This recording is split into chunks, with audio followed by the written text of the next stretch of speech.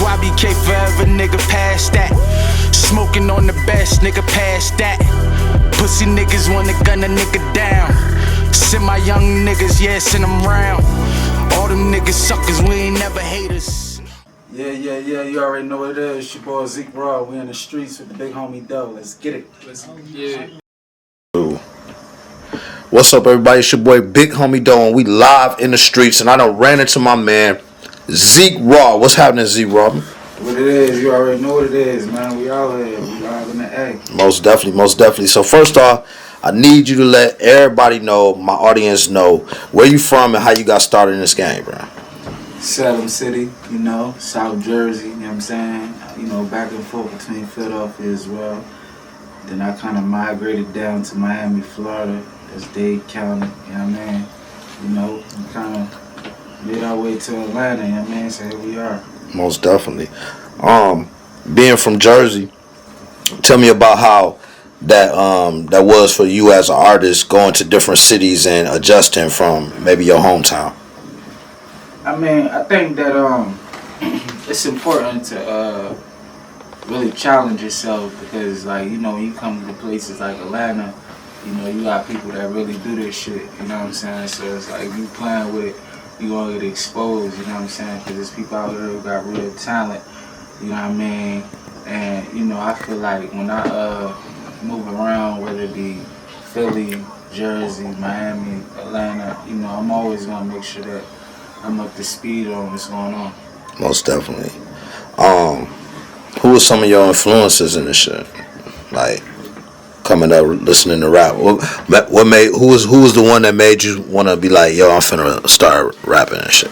Honestly, I ain't gonna lie. You know, I'm big on Jay-Z. I'm big on 50 Cent. I'm big on Birdman. You know what I mean? Wayne, DMX, Big Pop, Eminem. You know what I mean? Just to name a few. And you know, I rock with Meek Mills for sure. Shout out to Ross. You know what I mean? But you know, just the people that really make the best of the best music. You know what I'm saying? When it comes to this shit we call hip hop. Most definitely. And I notice when I'm listening to your shit, you're an artist that's more keen on the content. Is that important for you as an artist, what you saying, as opposed to maybe like the beat that you picking? Which one is more important to you?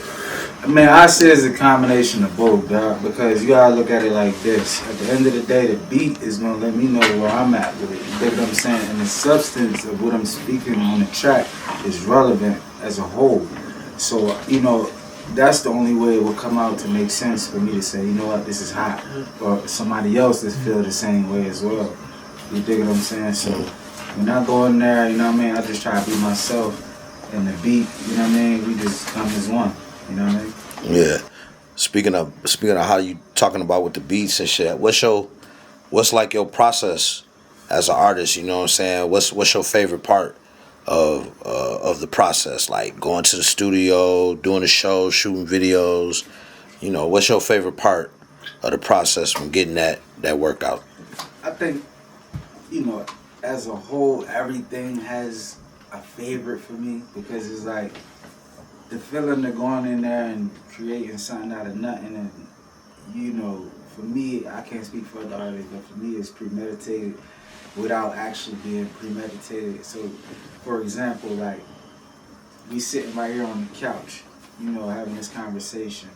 But if a certain beat was to come on, I would walk in that studio and I would have an idea of where I'm going with it, but once I lock in and zone in, it takes me to somewhere else. And that's relevant to the track I just played with my man T.Y. and my youngin', you know, P5, you know what I'm saying? And I felt like, you know, that track alone, you know what I'm saying, it's you know, it stands out against what you're hearing with these other artists.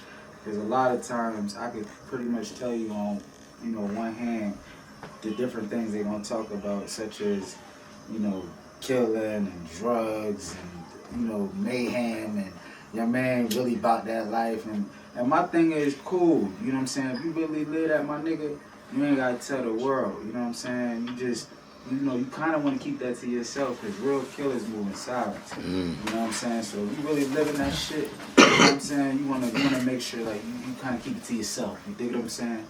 And you know, when it comes to my niggas, you know what I'm saying, when I heard their music, yeah, you might hear references into certain things when it comes to street activity, but if you really listening to their music, they telling you like, yo, you know, I've been through real life shit, but I'm not glorifying it, you know what I'm saying? And there's other things about myself that should be looked at versus just the average, you know, I did this and I did that like everybody else. You know what I'm saying? Right. So, shit, speaking of that, it's like, what do you plan on achieving with your music? Do you have a goal that you're trying to do? Is it like the superstardom? Is it just to get some money? Is it the message? You know, what's the goal with your behind your shit? I think, you know, it was a great genius / artist / role model. And one time he said, I may not change the world, but I'm gonna spark the brain of someone who will. And if you're familiar with that, then you know who I'm talking about. But if you don't know who I'm talking about, then I'm talking about Tupac Shakur. Mm-hmm. You know what I'm saying? And for me, when I heard that, I looked at that as a challenge to say, you know what? This is an insight to all the young black kings out here that's going through trials and tribulations and real life issues that they're not destined to make it out of, but for some way, somehow, they find a way to make it out of. The rose that grew from the concrete. And I'm going to stand behind it, 100%. Because at the end of the day, if we don't stand behind it, then we're going to fall for any goddamn thing, you know what I mean? So when you look at other, Shot o'clock. Mm-hmm. Shit, hold on. Yeah, you got me on the you shots. thought You it got was, me on the man. shots and all I'm gonna that. turn it to drink champ. The real one. Hey, so fuck that. Tell me. I want to know, like, real shit. Like, what's some of the disadvantages of moving in this game right now? Like, what's the shit that you don't like the most? What is your biggest pet peeve in the game right now? I think that it's no loyalty. I think we're missing loyalty, and I think that it's a lot of snakes in the grass. And I feel like they don't stand on business.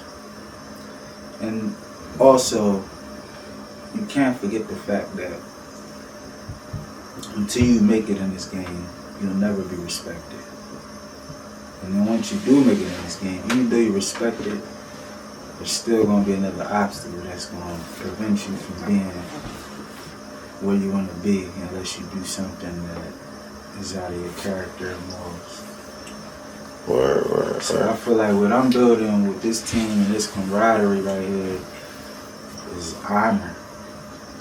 And we're going to die by respect. You know what I'm saying? Most definitely. What's the shit that you enjoy the most? The shit I enjoy the most is seeing that even if I don't make it, I can help these young black men make it because they kings, like myself. So even if I don't make it and they make it, I still won because I was a part of that. It's not always about me, and it's not always about him. It's not always about him. Because if anything, it's like he the youngest, and then he the second, and then I'm the oldest. So if anything, we helping our generations at this point. That's why it's deeper than rap. You know what I'm saying? So, Word. you know, when we come together, we really trying to get to the business, to get out the street, to help niggas that's still in the street, as well as niggas behind the wall. Word. We already talked about the dislikes and that. What's up next for you? What you got coming up next? We about to put something together, you know what I mean, with young T.Y. and P5 and my man True. And you know, we about to change the game with this shit because at the end of the day, it's like we deserve this shit and we can put in a lot of work. You know what I mean? Like I was saying, I just bumped into these guys, but I feel like this shit is meant to be. You know what I'm saying? Because it's organic. It ain't forced. You know what I'm saying? Niggas is talented. You know what I mean? Niggas is hungry. niggas motivated, you know what I mean? Do you think an artist gotta have a team to work out here? For sure, Yeah, for right. sure, you Yeah. have to. That's one of the biggest thing an artist missing. And that's Yeah, what, and that's you better have you know some what? bread. That's what I was Team lacking down. though. Yeah. I was lacking that, and I ain't afraid to admit it. That's what I was lacking. I feel like if I had came out the gate with a team, bro, I probably would be on already. Cause when I'm going to shows, guess what? I'm going by myself, and niggas clearly say in the flyer, yeah, make sure you bring at least 4 to 5 people. Why they saying that? Whether they make money off them 4 to 5 people or whether them people come support you, is the fact that it look good when you on stage. You got at least 4 to 5 people saying, yeah, Zeek, blah. So my joint is when I bumped into TY, I'm thinking, first of all, this how this shit happened. I can't make this shit up. I'm in the studio, and my man, True Studio, whatever. I already had the session book. I'm in there doing my thing. This nigga walks in there. I don't know this nigga from a can of paint. He sit down. He lights a blunt. He hits the blunt. Next thing you know, he talking about, yeah, that shit hot. Just like that. You feel me? So then I'm like, so I'm peeping him, but he's still like on real nigga time. But I don't know him, but his energy is strong as shit. So long story short, man, him ended up doing, you know what I'm saying, like 2 tracks. And then when I heard that, I'm like, oh, all right, yeah, that sound like a fact. So then like a week or 2 later, he do the same shit that he did to me, but he kind of like indulged on his team. Like, all right, I'm gonna show you fucking with me. I'm gonna show you my young nigga, right? But he cocky with it though. He real cocky. So I'm playing this shit off like, yeah, that shit ain't mine. Look how niggas always say, yeah, man. Niggas say they hot all the time on the joint. Yeah, man. I ain't believing this shit. I'm thinking this shit regular out this joint. So next thing I know, I'm like, I'm gonna put on some, you know, some grown man shit, you hear me? And got swag on the beat, you dig? It's gonna really let me know if you like that. Cause he throwing too much sauce talking about he on that. So I'm like, alright, I fall back. The man going, I go in there first, boom. I lay the tempo, I lay the, you know, the foundation. Once I come out the studio though, nigga like, yeah, let him go in now. So nigga go in. The whole studio is quiet. I mean fucking quiet. Niggas is really eardropping to listen to what he talking about. Now he's spitting so crazy, right? That niggas can hear, like he got the door closed, but niggas can hear him like through the door type shit. So everybody's smoking in the studio, niggas drinking in the studio. All you hear is T.Y. talking about something. Yeah, that shit like that. Then everybody go crazy in the studio. So then boom, he come out. Niggas, he, you know, everybody listening to the song now. So we like, I look at him, I'm like, this might be, we might be on to something right here. You know what I'm saying? This might be a situation right here. This might be like G Unit. You know what I'm saying? That's how it clicks. That's how it starts. That's how it starts, just like that. Hey, speaking of let's talk about the business side. Let's talk business real quick. I'm gonna ask you a business question. Like is you trying to be signed or are you trying to go independent? Which one would you be? I feel like as long as I can keep my masters and my publisher, we can do whatever they want to do. What you mean they can do whatever they want to do? Yeah, because this is a they situation. Yeah. Bro. For real. Meaning like, as long as I can keep who I am as far as longevity, and I put my people and myself in a great position where we're not taking losses, and it makes sense for everybody involved, then I'm with it, however that go. So you saying you want to be signed? I'm saying if I sign, then it gotta make sense for not only me, but TY and P. So everybody gotta agree that yeah, this was the best decision for everybody involved. Because if not, then it wouldn't make sense. That's like a red flag, you know what I'm saying? Because like I said, they already had their own motion. I already had my own motion. It just so happened we, you know what I'm saying, met and then felt like, all right, we're gonna put this shit together. Yeah, right now I'm asking you though. I'm saying for you. If you was to get offered. Oh, you saying away from them? Nah, I'm not saying nothing. I'm saying this is Zeek Raw interview. If does Zeek Raw want to be signed or do he want to be independent? I mean, if the situation is right, we can look at it.